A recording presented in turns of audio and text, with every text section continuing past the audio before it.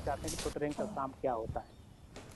तो ये होते हैं छोटे रैंक को काम, और इसमें प्रमोशन का कोई सीमा नहीं है। आज मैं जैसे आपको आप बताऊं कि कांस्टेबल में आ गए थे मैं और अभी आप स्टेट में आ गए मुझे तो कोई मौका मिला कोई सीमा यहाँ नहीं है कि आप 15 साल में होंगे कि 18 साल में, हमारे कोई सीमा नहीं प्रधानमंत्री के है। घर पे जैसे आने जैसे का आप और पद घटती इनसे जाती है, बातचीत जैसे करने पद का। खाली होते हैं उसके बाद उनको तो प्रमोशन मैं कोई देते हैं। मान पॉलिटिकल लीजिए क्वेश्चंस नहीं लाया हूँ। मुझे मुझे जानना है कि as a person, as a human being, एक इंसान के नाते हमारे जो प्रधानमंत्री हैं वो कैसे हैं, क्या खाते हैं, क्या बातचीत, मतलब उनकी पूरी दिन में जो सब चीज़ें होती हैं, मतलब पॉलिटिक को छोड़ के उन उसके बारे में मैं उनसे जानना चाहूँगा। तो सबसे पहले सर आपका बहुत बहुत धन्यवाद करना चाहता हूँ कि आपने मौका दिया है आपसे बात करने का।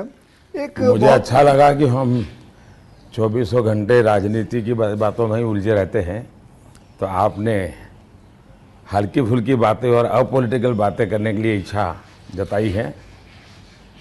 मैं नहीं जानता हूँ दर्शकों को कितनी रुचि होगी, लेकिन ज़रूर मैं खुल कर के बातें बताना पसंद करूँगा। नहीं, बहुत बहुत लोग बहुत कुछ जानना चाहेंगे आपके बारे में, क्योंकि आपके पर्सनल मतलब जो लाइफ होती है, कि जैसे कि मैं आपको बताऊं, मेरा ड्राइवर है, उसकी बेटी, उसने एक, मैं उसको पूछ रहा था कि बेटे तो अगर नरेंद्र मोदी जी को, हमारे प्रधानमंत्री को कोई क्वेश्चन पूछना चाहेगी तो क्या पूछना चाहेगी।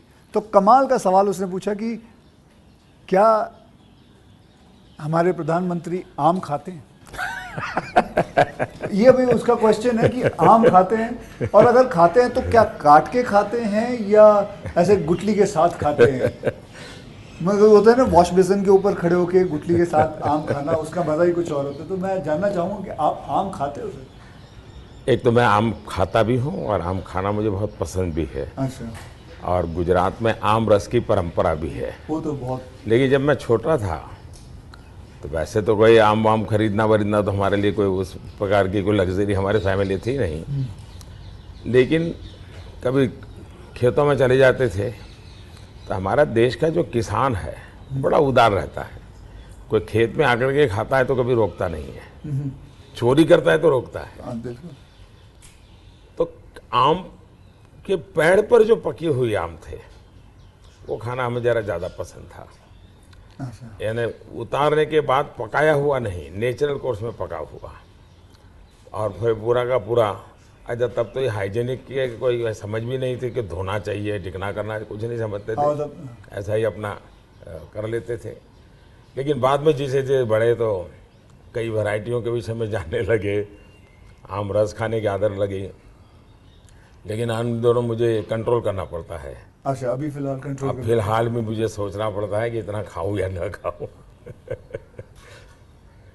नरेंद्र जी, मैं आपसे ये पूछना चाहूँगा कि आपने कभी सोचा था कि आप प्रधानमंत्री बनेंगे। कभी आपने सोचा था, और सोचा भी था तो कौन से साल में, कौन सी उम्र में आपने सोचा था कि मैं इस देश को चलाना चाहूँगा। कभी ऐसा विचार नहीं आया, अच्छा, और सामान्य लोगों के मन में बात गले नहीं उतरती है। शायद जो बन जाते हैं सबके जीवन में ऐसा होगा। मैं नहीं मानता हूँ कि यानी कोई एकदम फैमिली ही उसी प्रकार से बैकग्राउंड वाली हो और किसी के मन में इच्छा जगती हो तो बहुत स्वाभाविक है। वरना मेरा जो फैमिली बैकग्राउंड है उसमें तो अगर मुझे कहीं अच्छी सी नौकरी की भी मिल गई होती तो शायद मेरी माँ अड़ोस पड़ोस के लोगों को गुड़ खिला देती कि चलो भाई बेटे को वहाँ नौकरी मिल गई, क्योंकि उससे ज़्यादा हमने तो कुछ सोचा नहीं था, गांव के बाहर कुछ देखा नहीं था। ये तो ऐसे ही यात्रा चल पड़ी और देश मुझे लेता चला गया। तो अपने आप ही बनते चले गए कुछ सब न कुछ। कुछ जिम्मेवारी आती गई। बहुत ही मतलब नेचुरली रहा है इसमें। वैसे मुझे मेरी दृष्टि से, मेरे व्यक्तिगत जीवन की दृष्टि से अननेचुरल लग रहा है, ओके, क्योंकि मेरा बैकग्राउंड, मेरी दुनिया, आज की जो राजनीति का तौर तरीका, उसमें ये सब बैठता ही नहीं जी। मुझे भी आश्चर्य हो रहा है कि देश मुझे इतना प्यार कैसे करता है और इतना सारा क्यों मुझे देता रहता है। जहाँ तक मैंने पढ़ा है आप सन्यासी बनना चाहते थे, या आप सोल्जर या आर्मी में जाना चाहते थे, ऐसा कुछ भी था, ये मैंने आपकी पढ़ा बात है ये। सही है, ये आपकी बात सही है। बचपन में मेरा एक स्वभाव था, किताबें पढ़ना, लाइब्रेरी चला जाता था। तो बड़े बड़े लोगों के जीवन पढ़ना ये शौक़ रहता था। कभी फौज वाले यूनिफॉर्म में निकलते थे तो मुझे बड़ा देखता था, कभी बच्चे की तरह खड़े होकर के सैल्यूट कर देता था, मन करता था खुद में भी। इतने में 1962 का वॉर हो गया, तो हमारे यहाँ से दूर एक महसाना स्टेशन है मेरे गांव से, तो वहाँ स्टेशन पे सब लोग जो फ़ौज के लोग ट्रेनों में जाते थे उनका बड़ा सत्कार करते थे, चाय वगैरह, तो मैं भी चला जाता था। तो जा कर के मैं भी वो, तो मुझे बड़ा मज़ा आता था।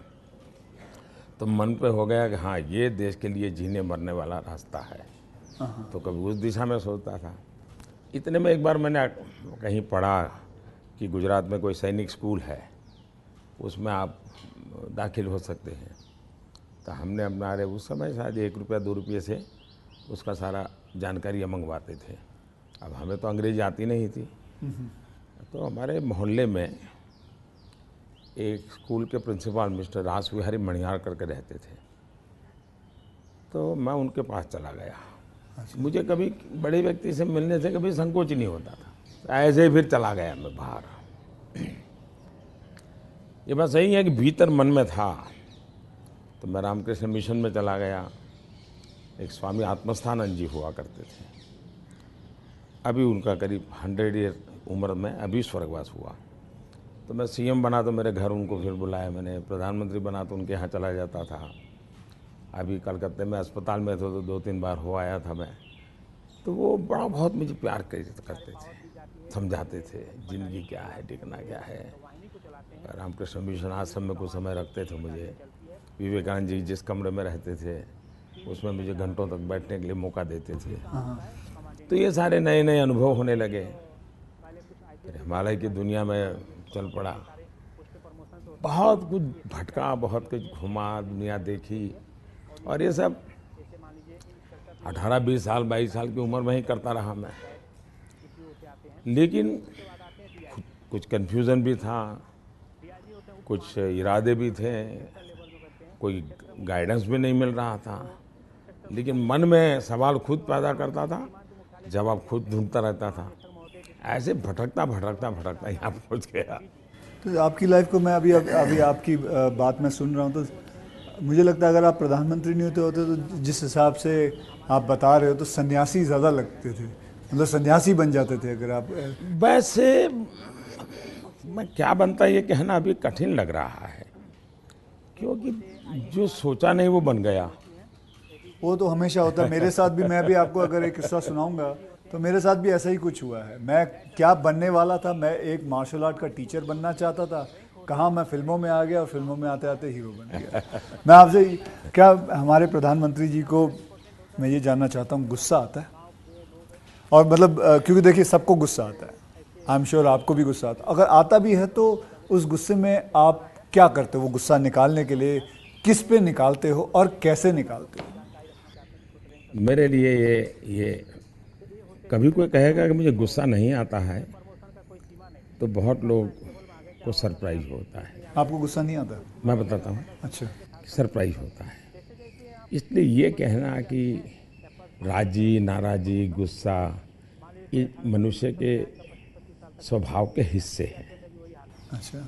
जिंदगी उसके बिना हो नहीं, हर प्रकार की चीज़ें हर के अंदर होती हैं। लेकिन जो मेरा 18-22 साल की ज़िंदगी का जो एक बड़ा तबका था, वहाँ जो मेरी ट्रेनिंग हुई उसमें ऐसी बातें थी जिन लोगों से सीखता था कि आपके जीवन में स्वभाव में ईश्वर ने सब दिया है, अब आपको तय करना है कि जो अच्छी चीज़ है उसको बल देते हुए कैसे बढ़ना। तो फिर ये चीज़ें हैं जो नेगेटिविटी लाती है वो रुकती है। मैं कह सकता हूँ कि मैं इतने लंबे समय तक मुख्यमंत्री रहा, इतने समय तक प्रधानमंत्री रहा,